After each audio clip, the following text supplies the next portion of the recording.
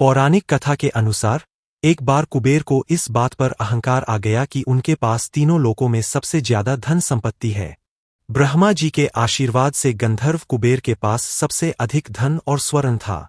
इसके प्रदर्शन के लिए उन्होंने सोने की लंका बनवाई, जिसे बाद में उनके सौतेले भाई रावण ने हड़प लिया था।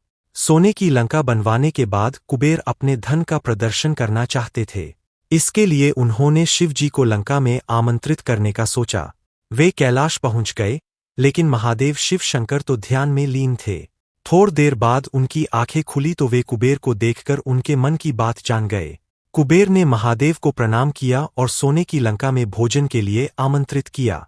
भगवान शिव ने कहा कि वे तो नहीं जा पाएंगे, लेकिन उनके छोटे पुत्र गणेश जी जरूर जाएंगे। कुबेर ने तय तिथि पर विभिन्न प्रकार के भोजन बनवाए।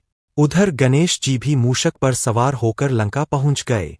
कुबेर को लगा कि सोने की लंका और धन संपदा देखकर गणेश जी बहुत प्रभावित होंगे और कैलाश पर इसका चर्चा करेंगे। कुबेर ने गणेश जी का सत्कार किया, फिर लंका भ्रमण का प्रस्ताव रखा, तो गणेश जी ने कहा कि वे तो यहाँ भोजन के निमंत्रण पर आए हैं, न कि लंका भ्रमण के लिए। उन्होंने कुबेर से कहा कि आप भोजन का प्रबंध करें। कुबेर ने तुरंत भोजन लगवाया और गणेश जी आसन पर विराजमान हो गए। गणेश जी को भोजन अति प्रिय है। वे जब तक माता पार्वती के हाथों एक निवाला नहीं खाते तब तक उनका पेट नहीं भरता। कुबेर ने गणेश जी के समक्ष 56 प्रकार के व्यंजन परोसे। गणेश जी पल भर में सारा भोजन चट कर गए। कुबेर ने अपने सभी रसोइयों को खाना बनाने और खिलाने पर लगा दिया। एक ओर खाना आता और पल भर में गणेश जी सारा खाना खा जाते। देखते देखते ही थोड़े समय में गणेश जी कुबेर के महल का सारा भोजन और अन्न खा गए। कुछ कथाओं में तो यह भी बताया गया है कि गणेश जी इतने भूखे थे कि वे कुबेर के स्वर्ण भंडार को भी खा गए। अंत में कुबेर हाथ जोड़कर गणपति के सामने खड़े हो गए और बोले कि अब उनके पास खिलाने के लिए कुछ भी शेष नहीं है।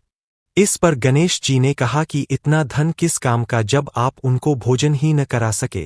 इस बात को सुनकर कुबेर बहुत लज्जित हो गए। कुबेर को अपने घमंड का एहसास हुआ और भगवान श्री गणेश से माफी मांगने लगे। तब गणेश जी ने उन्हें माफ कर सद्बुद्धि प्रदान की। यह सारा दृश्य देखकर त्रिदेव मुस्कुराने लगे और गणेश जी कैलाश लौट आए।